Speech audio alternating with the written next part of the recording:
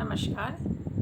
हिंदी व्याकरण पढ़ रहे हैं और हिंदी व्याकरण में हम लोग अभी 5वां समास के प्रकार द्वंद्व समास पढ़ रहे हैं। द्वंद्व समास के भी 3 प्रकार होते हैं। चलिए जानते हैं। पहले नाम जानते हैं। पहला है इतरेतर द्वंद्व समास, दूसरा है वैकल्पिक द्वंद्व समास और तीसरा है समाहार द्वंद्व समास। जैसा नाम है वैसा ही इस समास का गुण भी देखेंगे। क्योंकि यह द्वंद्व युग्म या जोड़ा होता है, पहले ही हम लोग बात किए हैं। तो ये युग्म और जोड़ा कैसे बनता है? पहला, इतरेतर जो द्वंद्व समास है इसमें दोनों शब्द परस्पर जुड़े होते हैं, इसलिए और का इसमें प्रयोग रहता है। जैसे माता और पिता, स्त्री और पुरुष, और मतलब दोनों साथ चल रहे हैं, इसीलिए परस्पर एक दूसरे के हैं, इसलिए इसका है इतरेतर द्वंद्व नाम।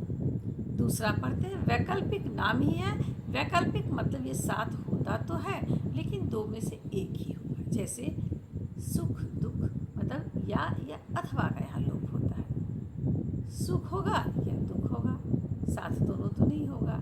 थोड़ा बहुत, थोड़ा होगा या बहुत होगा।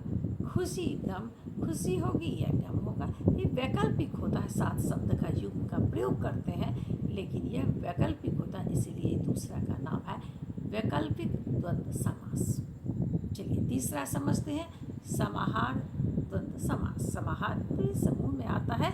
जैसे हम लोग युग्म वाले ऐसे शब्द का प्रयोग करते हैं जो युग्म में तो आ रहा है, लेकिन उससे केवल उसी का बात नहीं हो रहा है, वह और कुछ बात कर रहा है, कोई समूह की बात कर रहा है। जैसे हम कहते हैं, अच्छा मेरे कमाने से घर की दाल रोटी चल जाती। दाल रोटी से केवल दाल रोटी तो नहीं है। दाल रोटी का अर्थ है कि घर की जितनी भी ज़रूरत की चीज़ें हैं सब मेरा हो जाता है।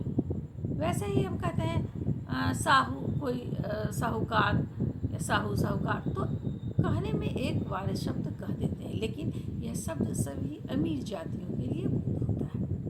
तो ऐसे शब्द जो बोलने से एक युग्म के रूप में आता है, लेकिन यह एक सामूहिक चीज़ों को बोध करा देता है, अन्य चीज़ों का भी बोध करा देता है, यही समाहार पुरुष होता है। आज द्वंद्व पुरुष समाप्त होता है।